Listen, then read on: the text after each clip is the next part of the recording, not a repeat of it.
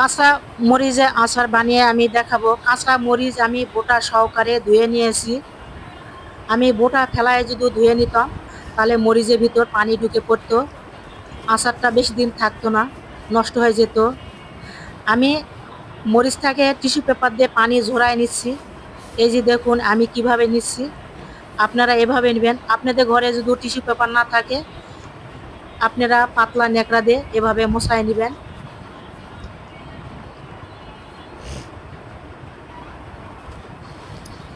ঝুরানো আমার হয়ে গেছে, এখন আমি এভাবে বোটা ছাড়িয়ে নিব।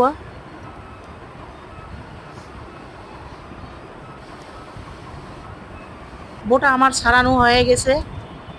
এই যে দেখুন আমি কাঁচা পাকা মরিচ নিয়েছি, আপনারা চাইলে শুধু কাঁচাই নিতে পারেন। আমি মরিচটা অনেক কয়দিন হচ্ছে ঘরে নিষে থুইছি, আমার ঘরে আচার বানাবো বানাবো করে আমার মরিচটা পেকে গেছে। এই যে আমি ছুরির সাহায্যে এভাবে কেটে নিচ্ছি, আপনারা চাইলে বটি দিয়ে কেটে নিতে পারেন আপনাদের সুবিধা মতো।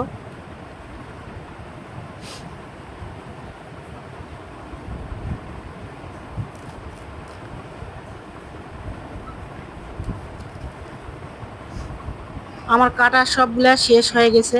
এই যে দেখুন আমি কিভাবে কেটে নিয়েছি। এই যে দেখুন, এই যে দেখুন এভাবে কেটে নেবেন। আমি শুকনা খোলায় পাঁচফোড়ন ভেজে নিব। প্রথমে দিয়ে দিচ্ছি জিরা, মৌরি, কালাই জিরা, জোয়ান, সরষা, মেথি, আস্ত ধুনা। এখন আমি শুকনা খোলায় ভেজে নিব।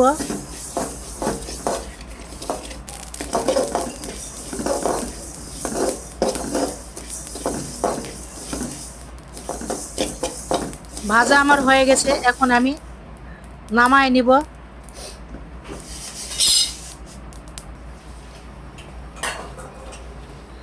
ওই পাতিলের মধ্যে আমি সরষের তেল দিয়ে দিচ্ছি। তেলটা গরম করে দিয়ে দিবেন, তাতে আচারটা ভালো থাকবে। তেলটা যখন গরম হয়ে যাবে আমি একটু হলুদের গুঁড়া দিয়ে দিচ্ছি। হলুদের গুঁড়াটা দিলে কালারটা সুন্দর আসে আচারটা। এখন আমি ওই যে মশলাটা আমি ভেজে রেখেছি ওটা আমি গুঁড়া করে নিয়েছি, এখন আমি হাতের সাহায্যে মেখে নিচ্ছি। এভাবে মেখে নিলে মশলাটা মরিচের ভিতর সব ঢুকে পড়বে। এই আচারটা কিন্তু খেতে দারুণ লাগে। আপনারা গরম ভাতের সাথে খিচুড়ির সাথে খেতে পারেন। মুখে যখন রুচি নেয়, খেতে মন চায় না, তখন একটা একটা করে বের করে খেতে পারেন। আমি এই গরম তেল ঢেলে দিচ্ছি আচারে, দিয়ে চামচের সাহায্যে আমি নাড়াচাড়া করে নিচ্ছি যাতে যেন মশলাগুলো সবগুলা ঢুকে পড়ে।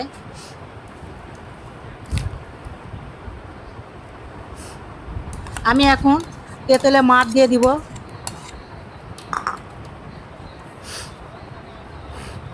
আর 2 টেবিল চামচ আমি চিনি দিয়ে দিচ্ছি। তেঁতুলে মাছ চিনি দিলে টক মিষ্টি ঝাল হয়, খেতে কিন্তু দারুণ লাগে। আমি ভিনেগার দিয়ে দিচ্ছি 2 চামচ। ভিনেগারটা দিলে আচারটা অনেক দিন ভরা ভালো থাকে, নষ্ট হয়ে যাবে না। আপনারা বাইরে রেখে খেতে পারেন, ফ্রিজ থাকলে তো কোনো কথাই নাই, 6 মাস বছর ভরা ভালো থাকবে।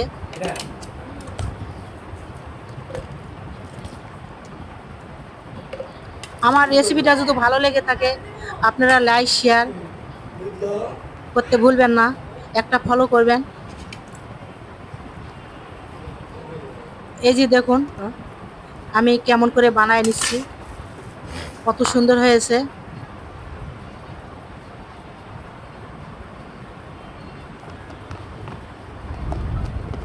এই কাঁচা মরিচের আচারটা বানানো কেমন হয়েছে আমার কমেন্ট করে বলে দিবেন। খেতে যদি ভালো লাগে আপনারা কমেন্ট করে জানাই দিবেন। আমার আজকের মতো শেষ আচার বানানো। পরবর্তী কোনো ভিডিও নিয়ে দেখা হবে। আল্লাহ হাফেজ।